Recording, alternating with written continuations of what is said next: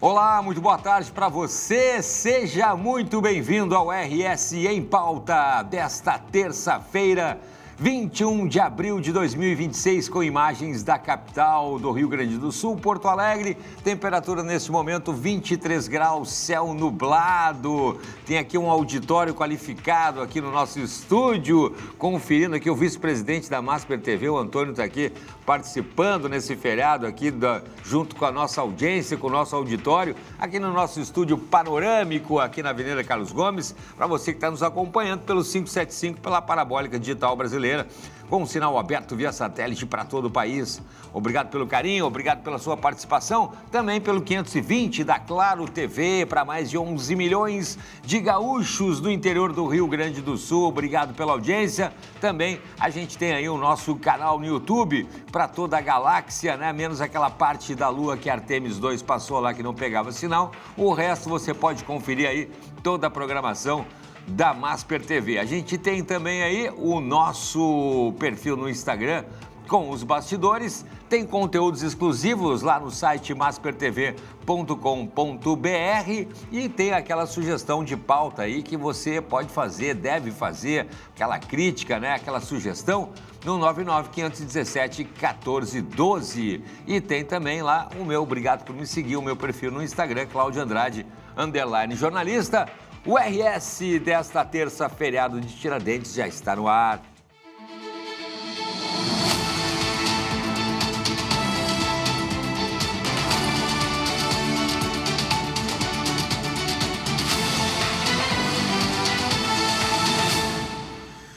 Muito bem, agora meio-dia, 2 minutos, terça-feira, 21 de abril, feriado de Tiradentes. Aliás, né, Tiradentes que acabou sendo enforcado, esquartejado, porque estava protestando contra o Império, né, que estava cobrando ali 20% de impostos na época, né? Mal ele sabia o quanto iria, né? Infelizmente foi em vão, né, teoricamente, porque mal ele sabia que hoje a gente está pagando só diretamente para o Leão, aliás, termina o mês que vem, o prazo da declaração, né? Só aquela arrecadação básica ali, 27,5% para quem ganha acima de R$ 7.300. Fora, né, os impostos diretos, indiretos, quando a gente compra comida, carro, paga IPTU, paga IPVA, paga não sei o quê. Então, mas enfim, vamos adiante, vamos olhar aqui os nossos jornais, os principais jornais desta terça-feira, começando com 0 hora. No alto dos prédios, o renovado prazer de olhar a cidade, né? Fenômeno em metrópoles do mundo, os terraços, também chamados de rooftops, né? Vem aí se espalhando aí pela capital gaúcha e funcionam como áreas para eventos, restaurantes ou bares e se tornam um diferencial em prédios empresariais e residenciais. Bacana essa foto aí, né? Ali no Centro Histórico de Porto Alegre.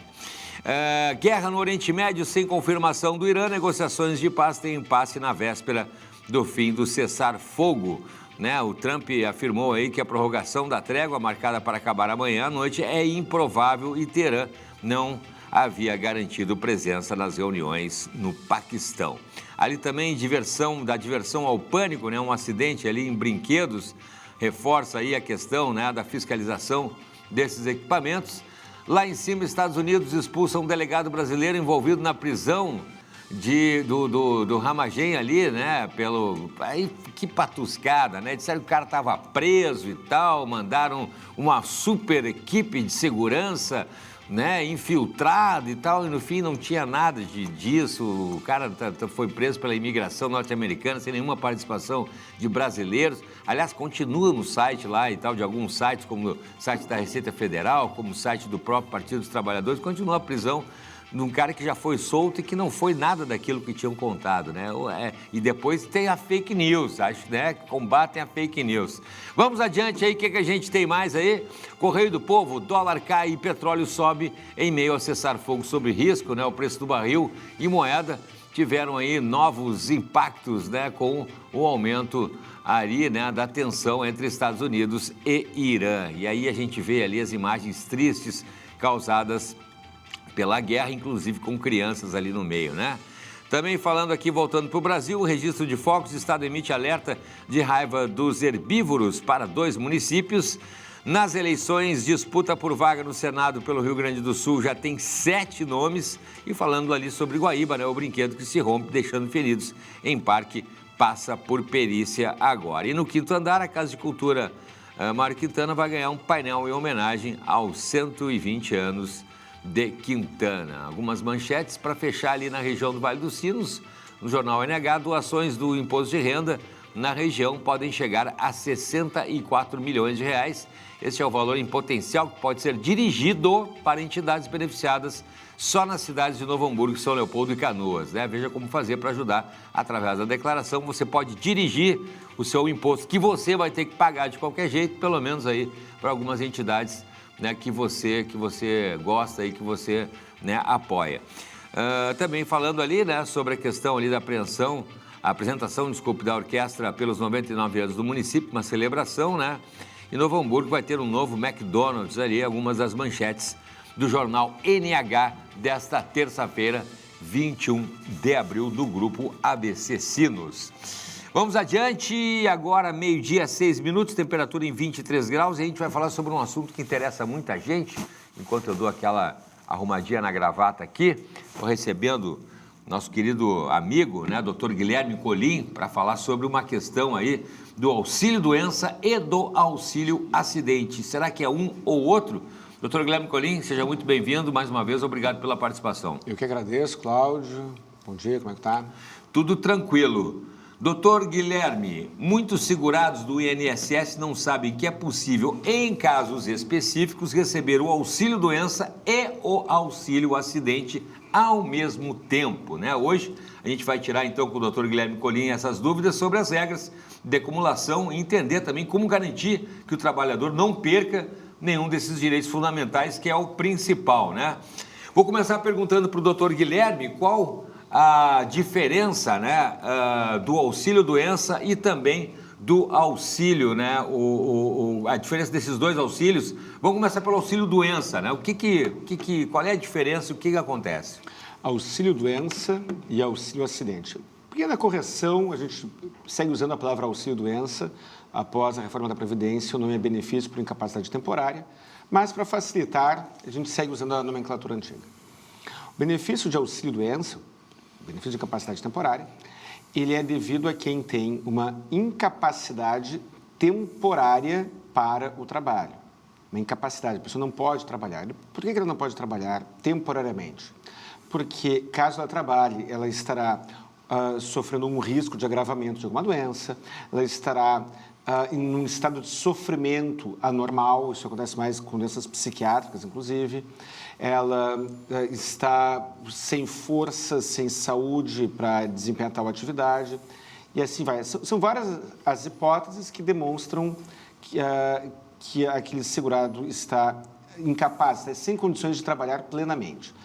Mas temporário, auxílio-doença. O benefício de auxílio-acidente, ele é devido a quem tem uma redução da capacidade para o trabalho, ou seja, ele tem uma doença cujo sintoma é grave o suficiente para reduzir, mas não a tal ponto de impedir que ele trabalhe. Seria aquela pessoa que tem uma restrição, ele pode trabalhar, mas não pode trabalhar em determinada função. A pessoa sofreu um evento traumático, desenvolveu estresse pós-traumático e não pode mais trabalhar com o público, por exemplo. Não pode ficar muito tempo sentada, muito tempo em pé, porque tem alguma lesão. Mas é necessário que esta lesão seja fruto de um acidente típico, caiu da escada, caiu da bicicleta, foi assaltado. O estresse pós-traumático pode vir de um acidente, de um evento qualquer, de um acidente, de um assalto, quem sabe o que for. Ou de um acidente equiparado. O acidente equiparado é aquela doença vinculada ao trabalho. O acidente típico não precisa ser vinculado ao trabalho. O benefício de auxílio-acidente será de 50% da média do salário de contribuição. O benefício de auxílio-doença será de 91% desta mesma média. Então, nós temos valores diferentes. com a diferença que quem recebe auxílio acidente pode seguir trabalhando, não naquela atividade para a qual ele está impedido, caso ele tenha alguma restrição específica de alguma atividade, e o valor que ele receberá de benefício será somado ao seu salário de contribuição para fins de cálculo da média de benefícios futuros. Quem está em auxílio-doença, após ser implementado o benefício, ele não seguirá trabalhando naquela atividade para a qual ele está incapaz. Doutor Guilherme Colin, os cuidados, né? Porque muita gente, como a gente falou no início, fica apreensivo, né? Vou entrar com um, vou entrar com outro, sou capaz de perder um, sou capaz de perder o outro. Que cuidados, né, que o segurado deve tomar aí no momento de entrar com essas ações? A organização da documentação médica. Quando a pessoa ela tem uma única doença, com uma única incapacidade ou redução da capacidade, e às vezes não fica muito claro se ele tem uma redução da capacidade ou uma incapacidade total. Quando ele tem uma única doença, não tem muito o que escolher. A pessoa caiu, foi atropelada, quebrou a perna, não se sabe se ele está totalmente incapaz de maneira definitiva, e seria direito a um benefício por incapacidade permanente, a aposentadoria por invalidez. Não se sabe se ele está temporariamente incapaz, ele recuperará a condição de trabalho, que a perna dele ficará boa, ou não se sabe ainda se ele tem uma sequela que reduza a sua capacidade para o trabalho. Isso é muito comum. Mas então ele tem um único acidente, teve um único evento, uma única doença. Muito bem, nesse caso, ele formulará o seu pedido e existe o princípio da fungibilidade no direito previdenciário. Se ele entrar com uma ação pedindo, se ele entrar com um pedido administrativo e depois com uma ação judicial pedindo um deles e ficar comprovado na perícia que ele tem direito, que ele tem os requisitos do outro, ocorrerá a fungibilidade. Eu entrei pedindo aposentadoria por invalidez e saí com auxílio acidente, ou vice-versa. Mas quando a pessoa, estamos falando em cumulação de benefícios, quando a pessoa tem uma incapacidade temporária, porque ela quebrou a perna, ela terá direito ao benefício de auxílio-doença, porque ela está temporariamente incapaz.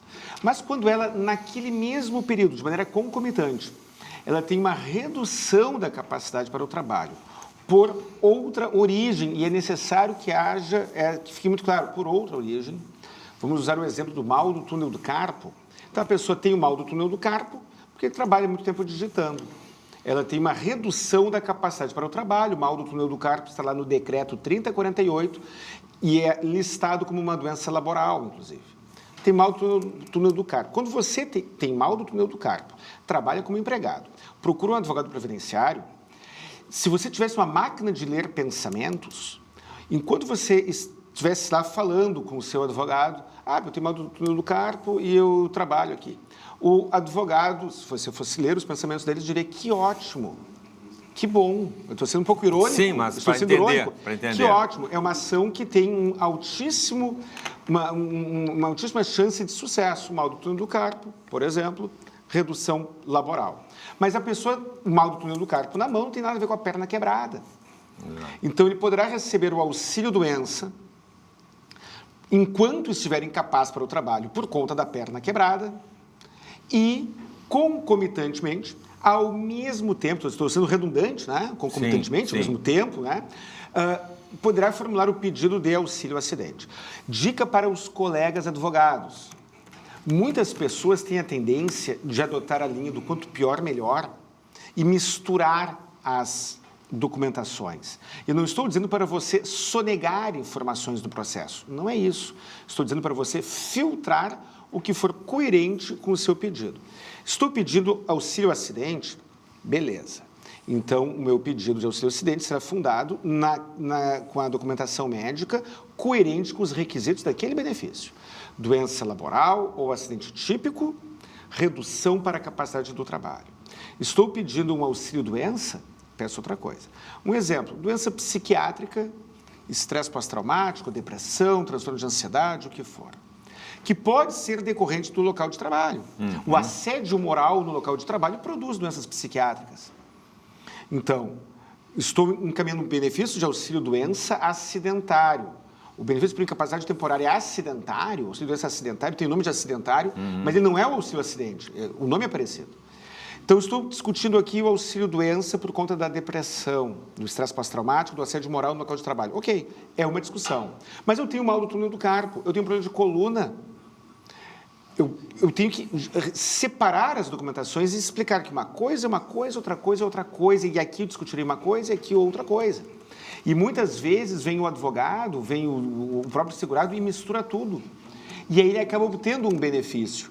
E o nome dessa pessoa que tem várias lesões e vários sintomas é o segurado multiqueixoso. E quando ele é multiqueixoso, ele receberá o melhor benefício para aquele contexto. Mas será um. E quando você separa auxílio-doença aqui, auxílio-acidente aqui, requisitos aqui, você poderá ter os dois ao mesmo tempo. Perfeito. A questão também, né, doutor Guilherme, que a gente vê aqui é a revisional, né, da aposentadoria, especificamente do auxílio-acidente. Revisional da aposentadoria para auxílio-acidente. Olha só, você sofreu um acidente típico ou equiparado, ficou em auxílio-doença por algum período. Vamos dizer lá, ficou lá em auxílio-doença de 2008 até 2009. O INSS deveria implementar o benefício de auxílio-acidente automaticamente, sem pedir. Mas o INSS não faz isso. E aí o INSS não fez e você não sabia que tinha esse direito, também não pediu. Perfeito. E seguiu a vida. Aí passou um tempo, você atingiu os requisitos da aposentadoria. E como será calculada a sua aposentadoria? Se for pela regra atual, após a reforma da Previdência, será pego a média de todo o seu salário de contribuição, 60% desta média, crescendo em 2% por ano, que exceder o 20º. Se for antes da reforma da Previdência, tem lá a tabela do fator previdenciário e é apurada a média das 80% maiores contribuições. Cálculo da aposentadoria é esse. Só que tem detalhe. No auxílio-acidente, aquilo que você recebe é somado com o salário de contribuição para fins de cálculos de benefícios futuros. Então, lá em 2010, Cláudio, o segurado teve alta do INSS e voltou a trabalhar. E ele ganhava lá o salário dele, que não interessa de quanto, era R$2.000, ok, era R$2.000. E ele recebeu o salário de R$2.000 e pagava o INSS sobre R$2.000. Só que se ele tivesse recebido auxílio-acidente naquele momento, ele receberia mais R$1.000, considerando uma média de R$2.000 por mês. Sim. Ele receberia mais R$1.000.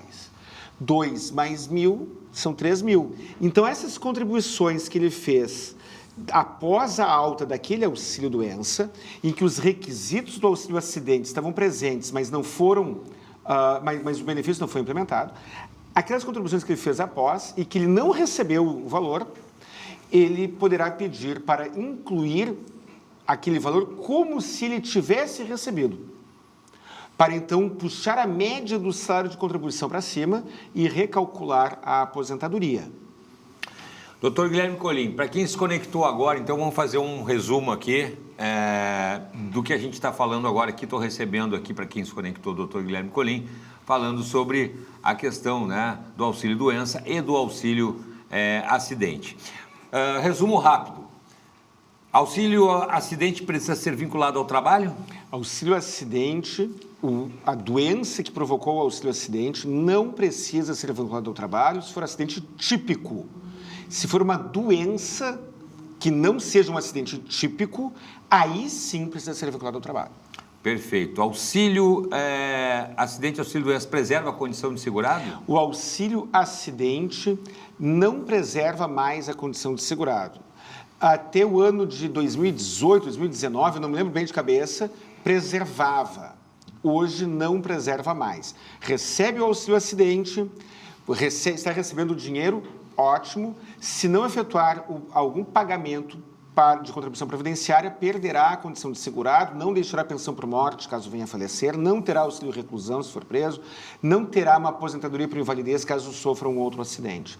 É possível fazer a contribuição como contribuinte facultativo, caso você não trabalhe, e é possível pagar 11% do salário mínimo uma vez a cada 6 meses, tão somente para preservar a condição de segurado. O valor do auxílio-acidente se soma ao salário de contribuição para fins de cálculos de benefícios futuros? Exatamente, se soma. Ganha 2.000 por mês de salário, ótimo, é 2 mil por mês. Mas também recebe ou deveria ter recebido um auxílio acidente de 1.000, para fins de cálculo de benefício futuro, entra como R$3 mil. Perfeito. O segurado pode trabalhar durante o auxílio acidente? Pode e deve. O auxílio acidente é um requisito, é um benefício cujo requisito é a redução da capacidade para o trabalho e não a incapacidade. Eu tenho a sobrecarga em algum outro membro. Eu tenho um problema na perna direita e eu acabo, então, sobrecarregando a perna esquerda e sigo trabalhando onde eu trabalhava antes, mas com essa sobrecarga, esse desgaste a mais. Sigo trabalhando com esta restrição, com essa redução. Tenho um problema de movimento aqui, não consigo movimentar bem o punho. Sigo trabalhando e o valor que eu pagar de contribuição previdenciária será somado ao auxílio acidente para cálculo de benefício futuro. Para a gente concluir, o segurado, doutor Guilherme Colim, ele pode continuar trabalhando enquanto discute o auxílio-doença? O auxílio-doença, caso o segurado não esteja recebendo o benefício, não esteja efetivamente recebendo o depósito na sua conta, ele poderá seguir trabalhando porque ele precisa sobreviver. Esta é uma informação. Muitas pessoas fazem o seguinte: estou trabalhando, entrei com a minha ação de auxílio-doença e o INSS negou, então entrei com a ação judicial. Sigo trabalhando, seja na mesma atividade para a qual eu estava incapacitado, porque incapacidade não é sinônimo de impossibilidade absoluta, sigo trabalhando naquela atividade, ou sigo trabalhando em outra atividade e recebo a minha remuneração normal. Quando a ação de auxílio-doença for julgada, e não interessa, 1, 2, 3, 4, 5 anos depois, eu receberei os valores retroativos, inclusive durante o correspondente à mesma competência onde eu recebi o salário. Você encontrará decisões judiciais refutando essa cumulatividade de recebimentos, decisões judiciais muito antigas. Hoje esse assunto é pacífico. Muito bem, doutor Guilherme Colim, muito obrigado pela participação, viu, por esclarecer aí as dúvidas, principalmente, né, de quem contribui aí ao longo da vida, né, de uma maneira tão suada ali e tal, e depois, né, nada mais justo que receber os seus direitos, tá certo, doutor? Sem dúvida, eu que agradeço, Cláudio, muito obrigado. Mais informações, canal Saiba Direito, né, com informações lá relevantes sobre o assunto, canal Saiba Direito do doutor Guilherme Colim, lá no YouTube. Vamos adiante, então, 12:22, temperatura em 23 graus, a gente segue agora chamando a nossa colega e amiga que retornou, Ana Hoffman, que já está ao vivo nas ruas da capital, trazendo mais informações. Boa tarde, Ana, seja muito bem-vinda. Muito boa tarde, Cláudio. Boa tarde ao público que acompanha o RS em Pauta nesse feriado de terça-feira, né, de Tiradentes. Cláudio, eu estou aqui na Avenida Protásio Alves, sentido Viamão, região metropolitana de Porto Alegre. A gente pode perceber que o trânsito está mais intenso do que nos outros dias, já está mais movimentado. A gente pode perceber que o pessoal que ficou em Porto Alegre não foi viajar, está se movimentando aqui na região, indo almoçar com a família. Enfim, o pessoal está aproveitando esse dia de feriado para passear. E eu venho também com a informação do balanço da EPTC, que é dos dias, entre os dias 1º e 31 de março, foram registrados o número de multas de 772 infrações de trânsito, com fluxo de mais de 1.900.000 carros que circularam e foram detectados e também sofreram multas pelos cruzamentos da Vicente da Fontoura com Protásio Alves e a Avenida Princesa Isabel com a Avenida Bento Gonçalves. Esses números que eu citei, Cláudio, que foram as multas, 772 infrações que ocorreram, é um total de 0,40 de atuações, o volume total. Dá para se dizer que o público de Porto Alegre, os motoristas, estão bem educados nesses cruzamentos, né? Não estou falando totalmente de Porto Alegre, mas nesses cruzamentos em específicos. Por quê? Porque foram 0,40. É pouco se a gente for pensar assim. E os números mais específicos são: na Protásio Alves, 280 infrações, sendo 179 pelo avanço do sinal e 101 multas por excesso de velocidade. Já ali na Vicente da Fontoura, com a Protásio, foram 218 infrações, mas só 16 por avanço de sinal e 202 por excesso de velocidade. A EPTC ela alerta também, Cláudio, que entre 23 horas, 11 horas da noite e 4h59 da manhã, quem estiver circulando nesse horário na capital gaúcha pode sim ultrapassar o sinal vermelho. Só que tem condições para isso. Não adianta você ultrapassar, você motorista que está acompanhando aqui, a 80, 100 por hora. Vai levar multa também. Não é porque está nesse horário que pode ultrapassar o sinal vermelho. Negativo. Pode ultrapassar, mas apenas a 30 km por hora. E isso a EPTC sinaliza e está sempre alertando. Então, esse balanço serviu até, Cláudio, para alertar os motoristas em Porto Alegre, porque novos detectores já estão sendo colocados nos cruzamentos, justamente para evitar os acidentes. E, pelo visto, tem dado resultado. Como eu falei, 0,40 apenas. É um número bom, a gente fica feliz, a gente espera e torce que esse ano de 2026 tenham menos acidentes e, claro, consequentemente, menos morte no trânsito, né, Cláudio? Com certeza, Ana. Muito obrigado aí pelas informações. Então, por enquanto, tá? Qualquer coisa, pode entrar ao vivo aqui com a gente está te esperando, tá bom? Bom trabalho e até mais, Ana. Tá aí, então, né? Ana Hoffman, ao vivo com a gente aqui no RS em Pauta nesta terça-feira, agora 12h26. Imagens de dois irmãos, céu bastante nublado por lá. A gente já volta, é um instante só.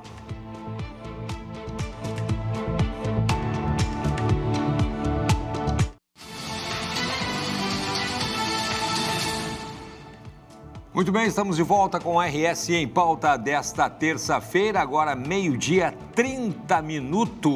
E agora a gente abre esse bloco, 23 graus na capital, falando aí sobre saúde, né? Sobre sorriso, sobre, aliás, o fim dos casos impossíveis, né? Quem já não ouviu aí muitas vezes, se não foi a própria pessoa, pais, né, avós, parentes aí, que a perda total dos dentes parecia um caminho sem volta, especialmente em casos onde falta estrutura óssea, que a gente tem que colocar os famosos enxertos ali de osso, principalmente na parte superior. Estou recebendo aqui o Dr. Cássio Silva, para não me deixar falar bobagem aqui, né? Dr. Cássio, seja muito bem-vindo, obrigado pela participação, boa tarde. Boa tarde. Então, é justamente isso que a gente vai falar um pouquinho hoje, casos complexos, né? Casos onde o paciente chega já meio que desacreditado, onde falaram para ele que teria que fazer um enxerto, que era muito complicado, não que era uma solução. cirurgia difícil. A gente vai falar um pouquinho mais hoje sobre esses casos aí que sim tem como voltar a sorrir. Muito bem. Tem a questão do sorriso, o famoso sorriso fixo, né? E a questão também daquelas próteses móveis, né, doutor? E aí a gente tem a situação também que a gente falava ali, dos implantes na parte superior ali de cima, onde a estrutura óssea é fina e aí entra aquela questão, isso aí não tem solução, não vai dar, vai ter que botar um aparelho e aí, mas aí tem que tirar o aparelho de noite para dormir, o famoso copinho ali, ou os tojinhos. Doutor, como é que está a situação hoje? Continua isso? Acho que não, né, doutor? Não, graças a Deus aí isso vem mudando bastante, né, nos últimos anos aí.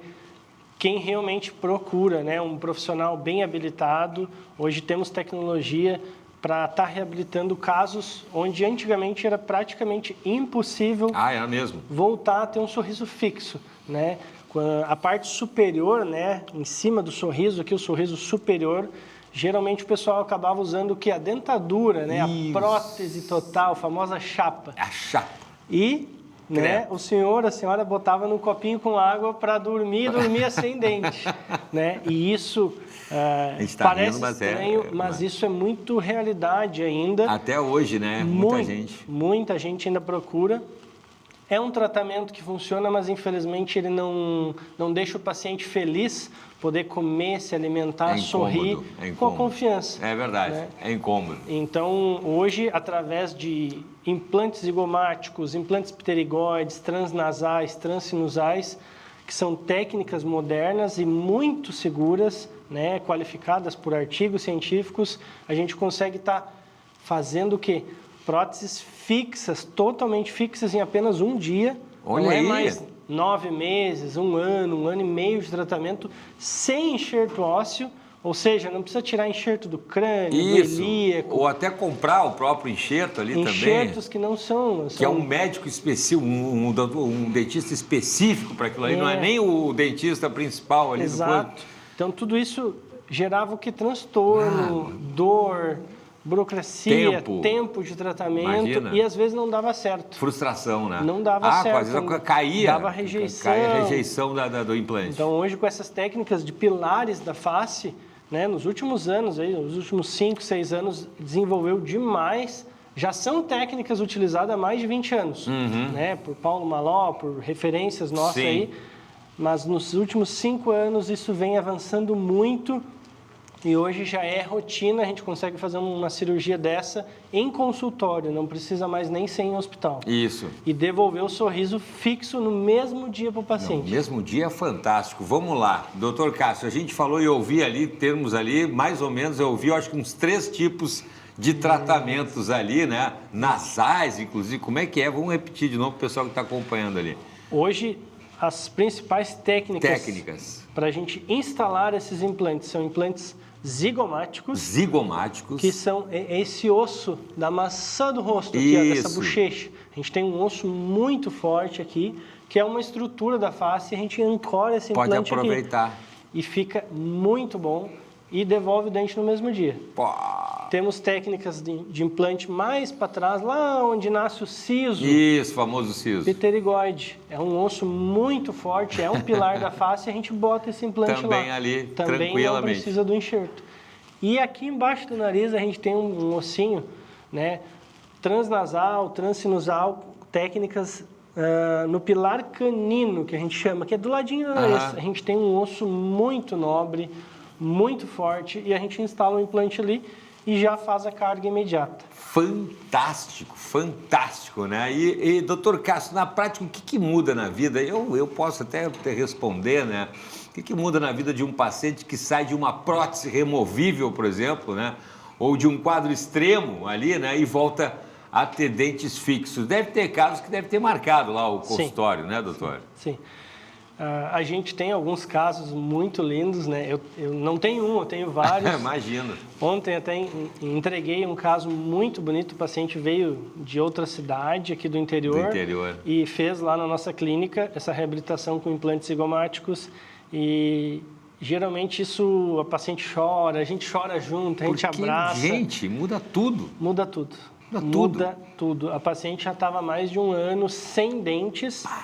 Uma mulher vaidosa, ela não saía, ela não comia direito, ela estava com problemas estomacais. Porque isso é importante falar, sem os dentes você não mastiga direito e aí causa outros... Sobrecarrega todo o sistema. Né, digestivo.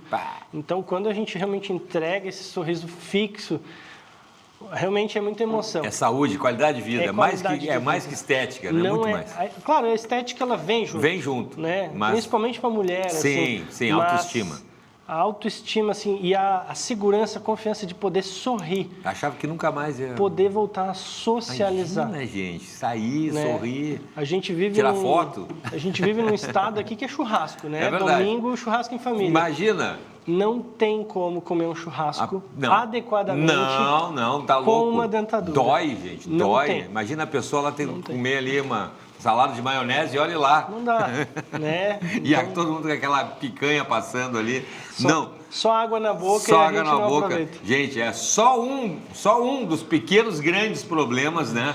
E às vezes um dente, né, doutor, faz toda a diferença, inclusive no visual também, né? O cara vai tirar aquela foto, fica aquele dentinho faltando ali, já muda tudo, né? Faz. É ruim. E tem muitos pacientes que vêm, assim, às vezes o dente da frente cai, fratura. Isso. Eles não vão trabalhar, eles perdem emprego por conta de um dente. Sim, já vi casos de pessoas que não foram, porque simplesmente estavam desdentados ali, e aí, né, fica um caso, parece que a pessoa está desleixada.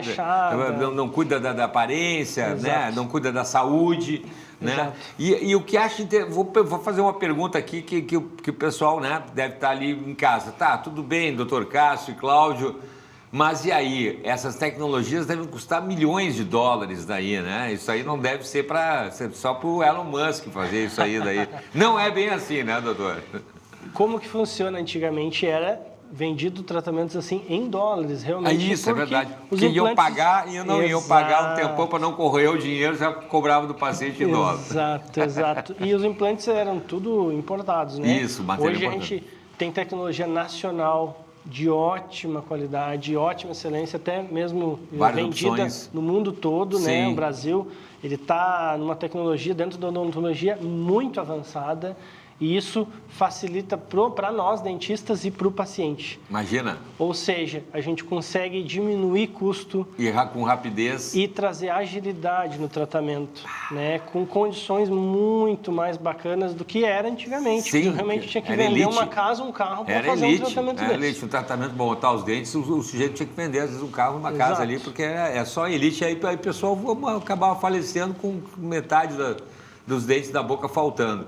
A questão também que eu acho interessante, né? Isso aí, a odontologia, que como o doutor está falando, principalmente em especial no Rio Grande do Sul, no Brasil, mas especial no Rio Grande do Sul, além da cura, do tratamento, os dentistas têm um trabalho muito bacana de pesquisa, né, Sim. doutor? Estão sempre se atualizando. Sim. A gente vê ali, eu sou do tempo que o sujeito, o dentista ia tirar a radiografia, botava parecia uma armadura, ia lá para o corredor, para o outro lado da calçada, lá, correndo. tirar o aparelho, era um trambolho, do tamanho dessa TV aqui, gente. Isso. E hoje em dia, uma coisinha desse tamanhinho. Né? Impressionante como um dos exemplos do que muda, né, doutor? A tecnologia ela vem avançando assim, exponencialmente num nível que a gente tem que estar sempre estudando para acompanhar em congresso, porque todo mês tem uma lança novidade. Algo novo, melhor, com mais qualidade, mais acessível, mais rápido, né? Como o raio-x que tu falou, que era o tamanho de uma sala, hoje é do tamanho do telefone. Um telefone. Né? E não emite mais radiação. Não prejudica a saúde do dentista. Não precisa mais desses coletes, aquelas salas todas, né? Então, isso é manuseado hoje manualmente e um índice de radiação baixíssimo. Imagina. Trazendo muito mais segurança para nós. Para o paciente e para o paciente. Né? Para todo mundo. Não, falando dos materiais, eu lembro a questão também, por exemplo, tinha uma questão de uma coroa ali que tinha um metalzinho aqui assim do lado, e aí você tirava as fotos, gente, dava um sorriso, aquele metalzinho brilhava. Doutor, isso. Que me incomodou aquilo, hoje em dia não vê mais, não tem mais aquilo, né? Não... Ainda existe. Ainda tem, ainda? Ainda existe, né? Mas cada vez menos, e eu acho que a gente está indo por um caminho da extinção. Porque ele fica... Dos metais. Dos metais, fica da mesma cor do dente, né, doutor? Hoje, todas as próteses que a gente trabalha são metal free, digamos assim, livre de metal. Então, são porcelana pura, né, resinas. Tem vários materiais. E cada vez mais... estéticos e resistentes. E a questão daquela, eu acho muito bacaninha, aquela que passa uma massinha ali, eu acho que é uma massinha, e aí coloca aquela canetinha que fica uma corzinha azul, assim, um neon azulzinho, isso. E aí faz uma mágica ali. O que é aquilo ali, doutor? Isso, são resinas, né? Imagina. Hoje a gente tem uma infinidade de tipos de resina e cores diferentes para cada tipo de dente da pessoa. Porque é importante isso. Não vamos fazer aqueles dentes, por exemplo, o sorriso do Dr. Cássio aqui, é isso aí que eu gosto, ó. Sorriso bonito ali, alinhado, né, doutor? Mas sem aquela coisa falsa, assim, porque fica muito... Sujeito ali, né, com 30 anos, 40 anos, com um sorriso da cor dessa mesa aqui. Parece que o senhor passou... Parece que está usando aquelas dentaduras de vampiro do Halloween. Existe. Existe alguns casos, assim... Vamos dar uma cuidada nisso, né, gente? Que eles forçam um pouquinho. Vai... O paciente tem que ter um pouco de bom senso também, né? O que eu brinco, né? Gosto, cada um tem o seu. A gente vai tentar induzir a naturalidade, né? Para a pessoa não acabar passando por alguma situação chata, às vezes, na rua, ou até com algum colega, de falar, esse teu dente aí não é verdadeiro, né? É verdade. Mas... gosto não se discute, cada um tem o seu. Mas a gente cada vez traz, né, ideias e trazer mais naturalidade, né, para que fique imperceptível, né, ao olho de outras pessoas.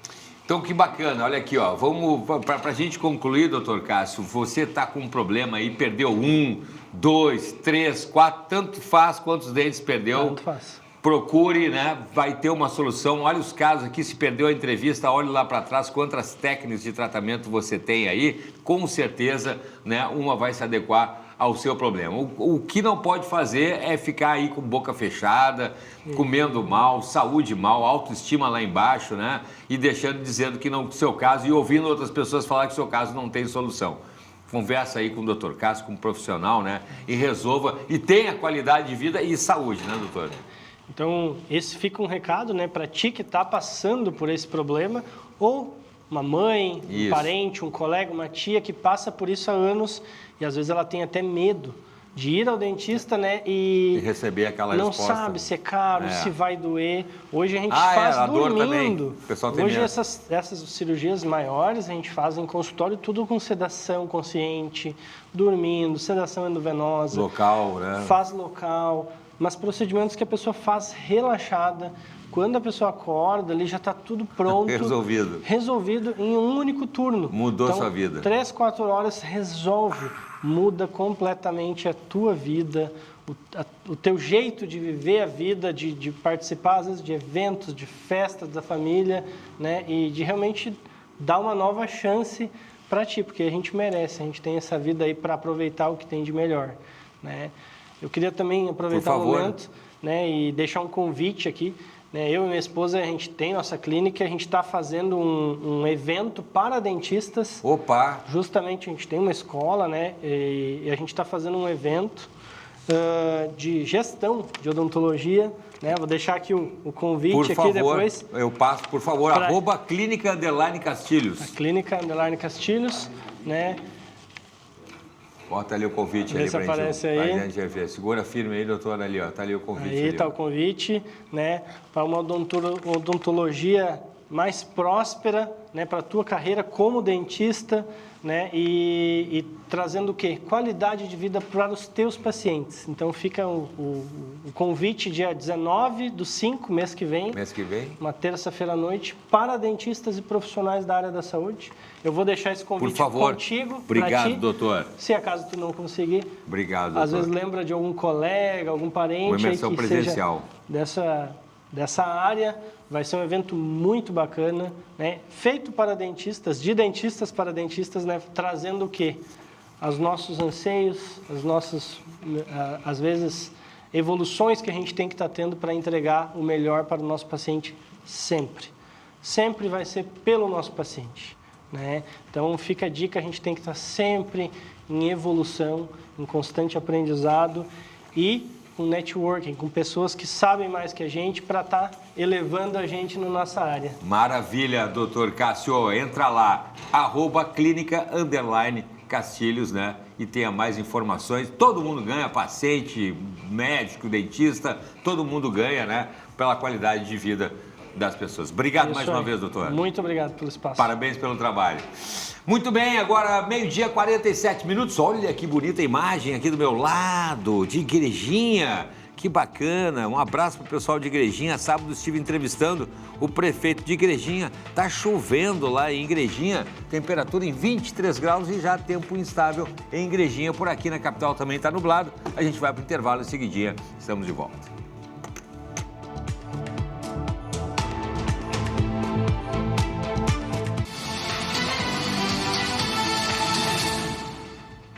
Estamos de volta com o RS em Pauta desta terça-feira, 21 de abril, o feriado de Tiradentes. Seja muito bem-vindo se você se conectou agora aqui com a gente, né? O RS sempre ao vivo, de segunda a sexta-feira, a partir do meio-dia, pelo 575, pela Parabólica Digital Brasileira, com sinal aberto via satélite para todo o país, pelo 520 aqui para mais de 11 milhões de gaúchos e para toda a galáxia aí na plataforma digital de sua preferência. E a gente abre esse bloco falando de notícia boa, porque o medicamento mais procurado, um dos medicamentos mais procurados dos últimos tempos para o tratamento de diabetes e obesidade, pode ficar muito mais barato isso em breve, viu? Uma decisão do STJ, do Supremo Tribunal de Justiça, barrou a tentativa de prorrogar a patente do Ozempic, abrindo portas aí para a concorrência e também para os genéricos, né, que o brasileiro conhece bastante, a partir já do ano que vem. A gente está recebendo o Dr. Felipe Piorazan para falar, mais advogado especialista no assunto, para falar mais sobre esse tema, essa matéria com a gente. Dr. Felipe, seja muito bem-vindo, obrigado pela participação, boa tarde. Boa tarde, Cláudio. Boa tarde, ouvintes, obrigado pelo convite.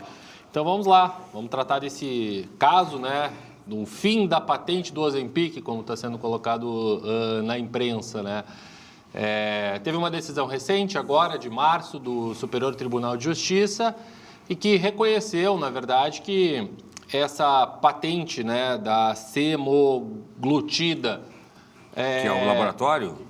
Não. Semaglutida é um composto peptídico biológico complexo que, na verdade, é o que faz parte da patente do Ozempic. Tá, usado para o Ozempic, perfeito. O laboratório é o Novo Nordisk, tá, um laboratório dinamarquês. Só para o pessoal entender. Sim, perfeito. Sim.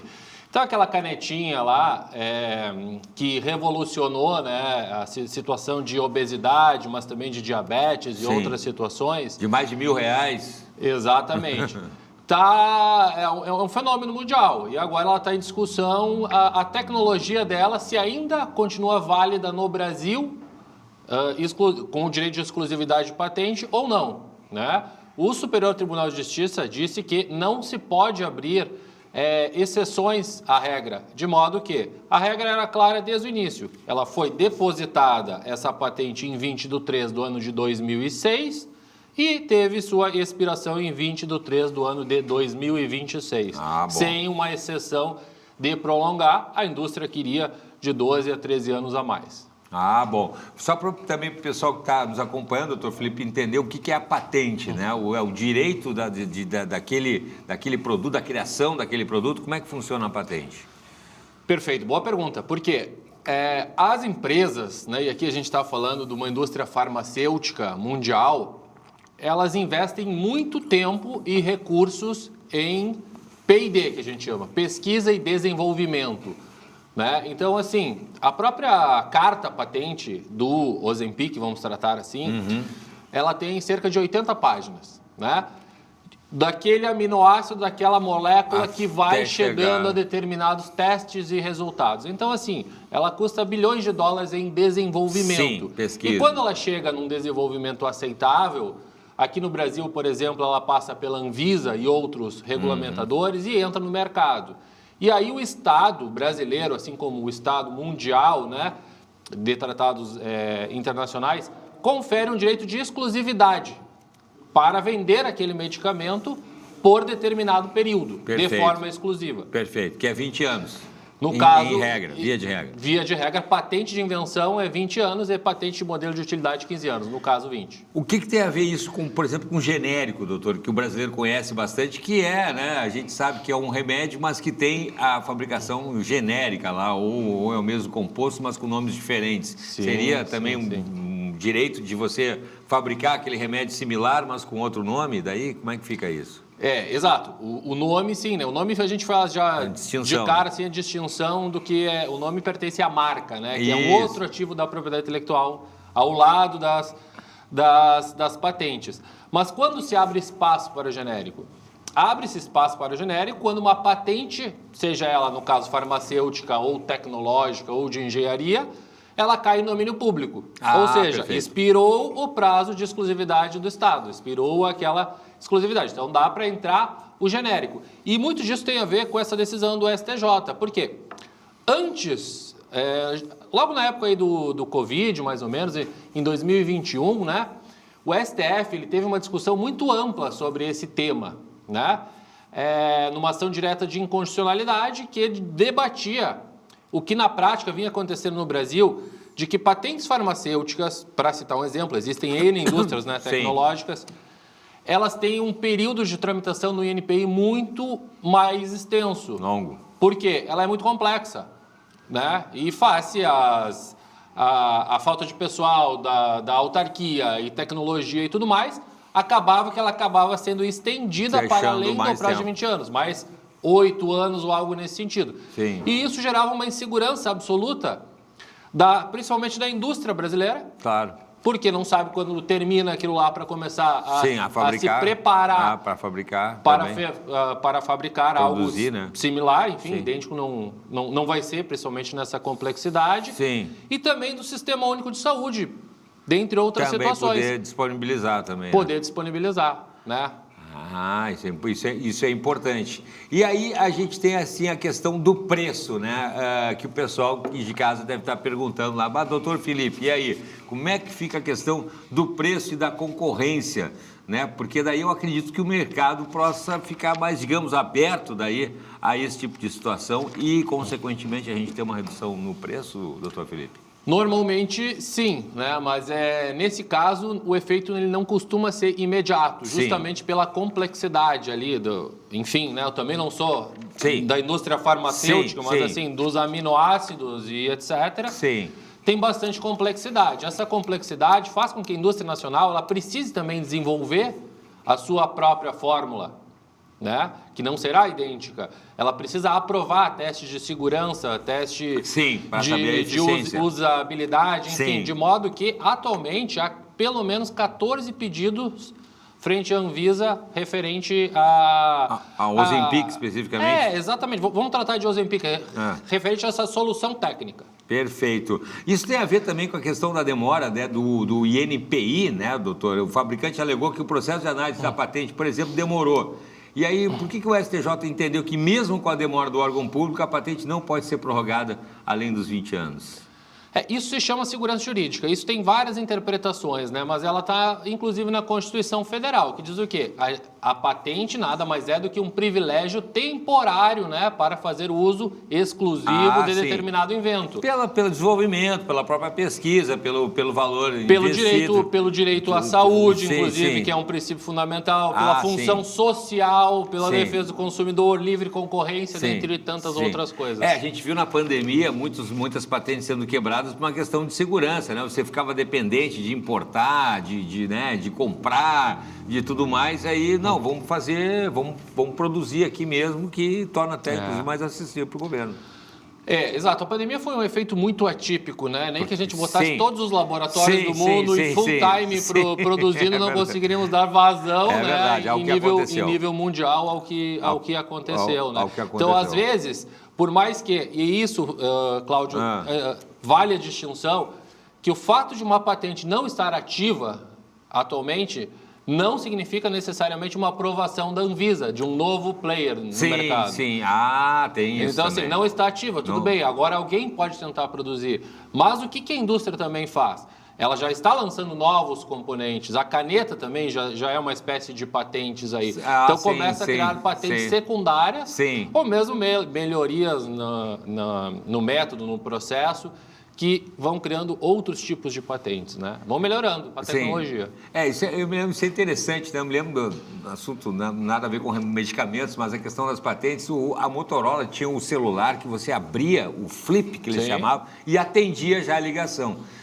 As outras marcas, por exemplo, queriam fazer o mesmo sistema, poderiam fazer, mas teriam que pagar daí os royalties lá. Aí você tinha o flip, mas tinha que apertar um botão para atender a ligação, não era automático para não pagar, né? Para ficar mais ou menos parecido e tal. Outra questão, a gente viu a banda, né? A Charlie Brown Jr. aí, que o pessoal baseou no Charlie Brown e tal. O Jota Quest tinha feito isso com outro desenho da Hanna-Barbera, o Jota Quest conseguiu mudar ali e era J-Quest, botou o Jota Quest, conseguiu mudar. Já a banda ali, pelo direito de uso da imagem, do nome, da marca, né, Charlie Brown Jr., a empresa detentora norte-americana, brigaram, conseguiram um tempo, aí a empresa mandou e disse que não... o registro mantém o original. Eu sou apaixonado pelos direitos da propriedade intelectual, né? Especializei, fiz mestrado, enfim. Olha aí. Presidi por 3 anos aqui a OAB Rio Grande do Sul nessa área e agora na vice-presidência do Conselho Federal Nacional também. Olha só, doutor. Nessa área. Gosta bastante do assunto. Gosto muito. Então, assim, de nível acadêmico, nível profissional e de debates. Aí a gente falou de múltiplos direitos de propriedade intelectual, né? Porque sobre um mesmo ativo incide, por exemplo, essas grandes disputas, Apple versus Samsung, então na China, e cada coisinha daquelas tem uma topografia de circuito integrado lá dentro, aí tem uma patente que torna uma melhoria funcional, aí também tem aquelas letras ou tipografia ou algo nesse sentido, ou os personagens com proteção por direito de autor, e uma marca nominativa, uma marca mista. Então...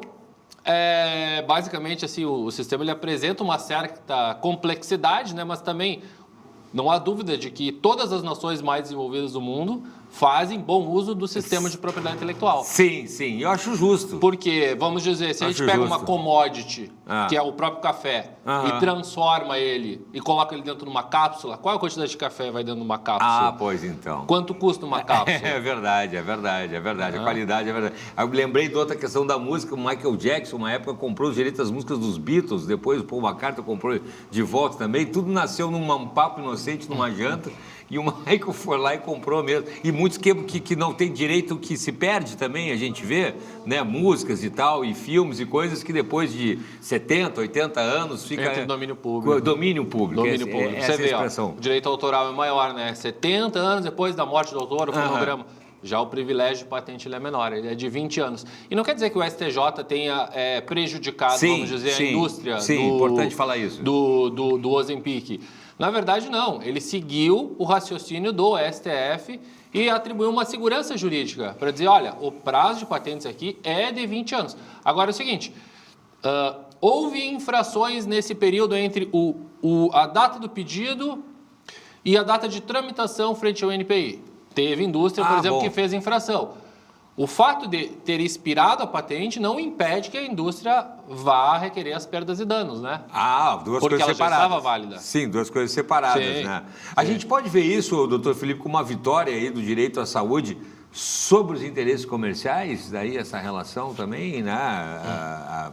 Você pegar e vencemos aí, né? Sobre os interesses comerciais em prol da saúde da população. Tem que ver os dois lados também, o lado da empresa também. Os dois lados, exatamente, porque sem a indústria nós não produzimos ciência de qualidade, né? A Pfizer, a Nordisk, então a gente viu que todos os laboratórios se mexeram na pandemia, né? Agora, um caso clássico, assim, que a gente estava falando, já volto nesse ponto, é a própria patente do Viagra da Bayer, né? É verdade. O quanto valia aquele medicamento e o quanto passou a valer quase que meses depois, assim. E hoje está super acessível. 10%, 5% talvez do que valia no início, né? Mas assim, como em tudo, né? A gente tem que sopesar os direitos, assim. A indústria, ela é válida, ela é muito importante. Enfim, tira o antibiótico da vida do ser humano, tu vai ver que a vida fica bem ruim, né? Bem ruim. Um remédio para dor Quantos, aí. né, faleceu antigamente aí por qualquer... e remédio para dor, então, qualquer meu Deus. coisa. Então, assim... São bilhões de dólares em desenvolvimento de P&D até acertar aquela determinada molécula e, evidentemente, a sociedade como um todo ela tem que retribuir esse investimento. Aqui a gente está falando de patente, de medicamento, de saúde, mas a gente também pode falar de indústria, por exemplo, indústria criativa, Hollywood, né? É verdade. O quanto custa para produzir um audiovisual de qualidade para ele simplesmente ficar afeto à pirataria ou algo nesse sentido. Sim, né? me lembro que você então, falou muito de pirataria. Essa proteção ela é salutar para qualquer desenvolvimento assim, social e econômico de qualquer nação. A proteção aos direitos de propriedade intelectual. Agora, claro, tem que ter também, aí a gente entra no negócio. Agora, bom, para a saúde, agora sim, pode talvez possibilitar, né, que a indústria nacional faça uso, produza algo similar num preço muito mais barato. Né? Mas ela também não teve todo aquele P&D lá desde o início. Então, ela já parte de um processo pronto e vai fazer a sua melhoria. Lembrei agora uma última, também, a gente fica pensando, já que o doutor Felipe gosta também, um filme onde o sujeito inventou o temporizador do limpador de para-brisa, tentou vender, fabricar para a Ford, se não me engano, negaram. Um dia ele está andando na rua, passa um carro da Ford lá, está funcionando lá. O temporizador é aquele, em vez de ficar parado ou ligado ou em velocidades, ele faz só um mexe. O sujeito passa o filme inteiro tentando pegar a patente da invenção dele, que roubaram dele. Aí lá pelas tantas, $1 milhão, ele nega e tal, acaba separando a mulher, o filho fica bravo e tal, o advogado consegue $1 milhão para ele, reconhecendo, ele nega, acaba o filme... se não me engano, $140 milhões. Daí passou praticamente 20 anos depois da briga que começou por causa de uma patente de uma invenção que escapou, ele mostrou, daí não registrou direito, a empresa acabou adotando e o filme mostra a briga dele para ter a indenização sobre o direito daquela invenção. Esse é o caso que todo advogado gostaria, né? Doutor Felipe, mas o que interessa, para a gente só concluir, podemos ter, não num período tão rápido, mas quem sabe aí da tão sonhada, né, caneta, principalmente além do diabetes usado para emagrecimento, com preço mais acessível, então? A tendência é realmente uma progressividade de diminuição, mas não é uma coisa assim vertiginosa imediata que despenque, né? Porque a tecnologia ela é de fato muito complexa aplicada aí. Então depende, né, de N aprovações, inclusive do nosso órgão, né, da Anvisa, que faz estudos de qualidade, segurança, eficiência da própria estrutura da molécula, porque não pode colocar em risco a saúde da população. Né? Então esses estudos eles são muito rigorosos e complexos, dispendiosos, tomam tempo, etc. Agora, se a gente partir para dados, nós estamos aqui com muitos brasileiros, né, mais da metade da população com obesidade, né? Então é algo que realmente crianças, pode impactar no sistema de saúde. É verdade. E aí, hoje, conversando com a minha esposa, que também é da área da saúde, quando a gente fala do Ozempic, assim, o efeito imediato, claro, embora ele tenha outros, né, diabetes e tudo, mas, por exemplo, perda de fome. Isso. Né, algo inibir assim, muito inibir a fome. Só que isso, num médio e longo prazo, para um sistema amplo de saúde, ele é muito benéfico. Ele é muito benéfico. Porque você teria aí que vai ter menos triglicerídeos, menos obesidade, menos infarto. Menos sobrecarregar o sistema de saúde pública. Então, assim, é uma série de medicamentos secundários aí numa economia, né, que se gera a partir daí, inclusive com diabetes, com índices de obesidade que cresce aí 118%, com os ultraprocessados, né? Isso desde que saiu a agricultura e foi para a indústria. É verdade. Infelizmente, a gente está com essa pandemia aí, verdadeira pandemia da obesidade. Doutor, muito obrigado, doutor Felipe, pela participação. @Felipe Piorazan, é isso? Qualquer dúvida, se você tem aí, desde registrar sua patente ou saber o que está acontecendo no mundo aí dos registros, né? Para beneficiar, inclusive, aí na área da saúde, por favor, entra lá no perfil lá do Instagram do Dr. Felipe. Muito obrigado pela participação, parabéns pelo trabalho, viu? Eu que agradeço a nossa audiência, a vocês aí, por tratar de um tema aí de suma importância, né, para nós brasileiros em si, né, entender como é que funciona todo esse sistema aí e tirar o melhor uso possível disso tudo. Com certeza. 1h08. Vamos para o intervalo com imagens aqui no telão Farroupilha, tempo nublado. Por lá, 22 graus. A gente já volta um instante só.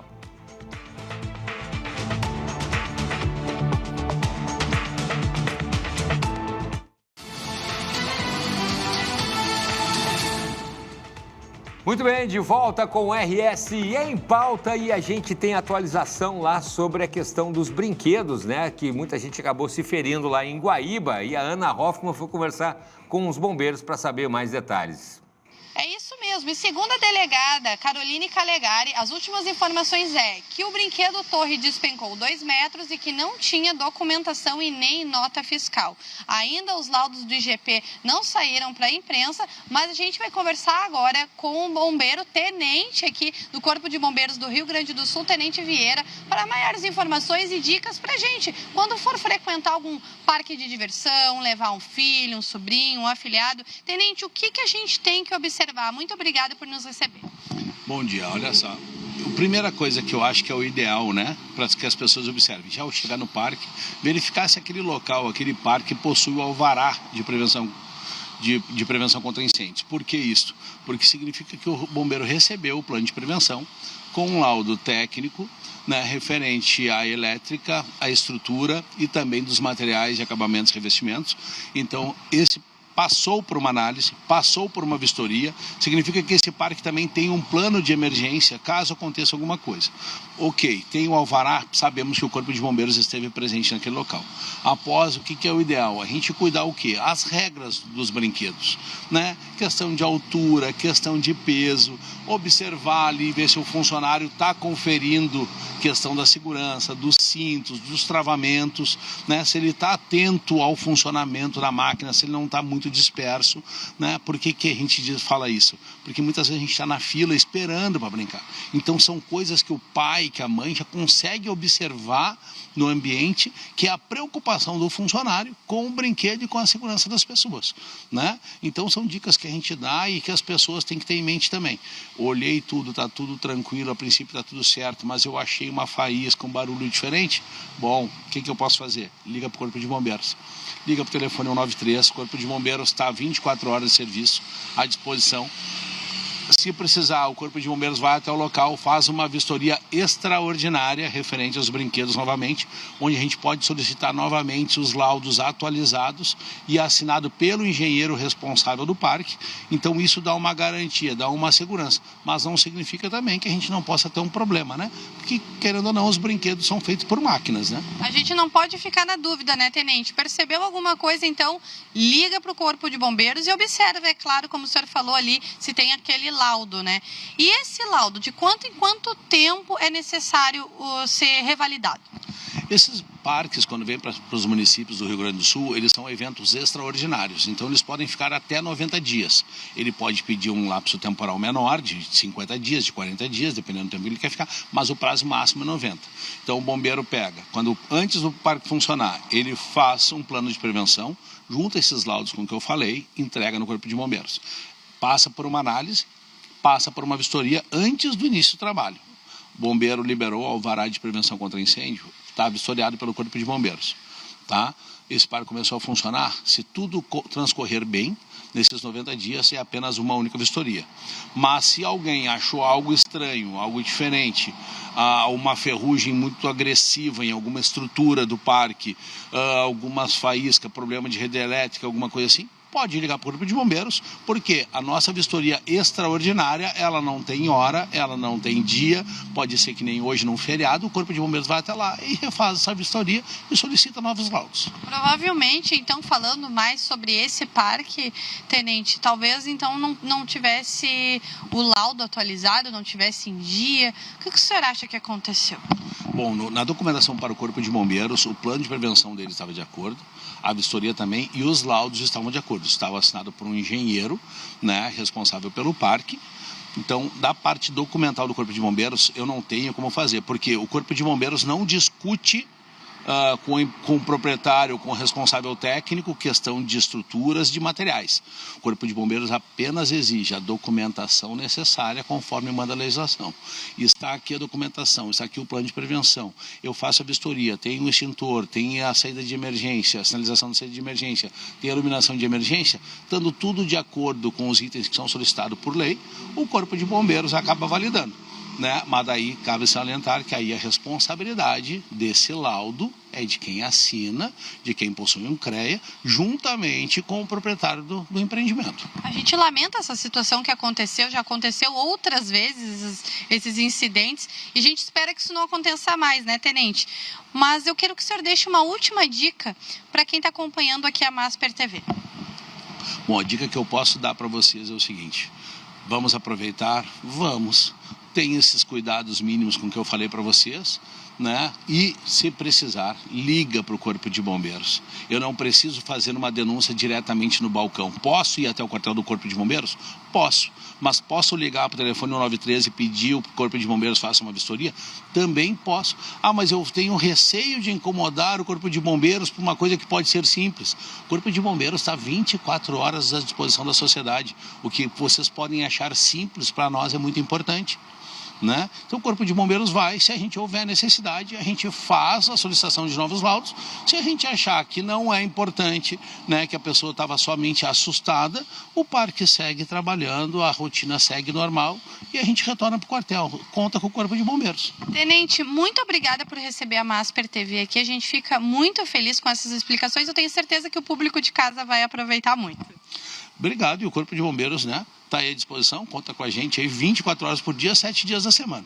É isso, gente, o recado está dado, o Corpo de Bombeiros está à disposição e a gente vai continuar apurando as últimas informações a respeito do parque. Eu volto com vocês aí no estúdio. Tá certo, obrigado Ana Hoffman pelas informações e a gente vai ficando por aqui. Uma ótima tarde de feriado para quem tem, tá bom? Uma ótima noite e a gente volta amanhã ao vivo a partir do meio-dia, tô te esperando.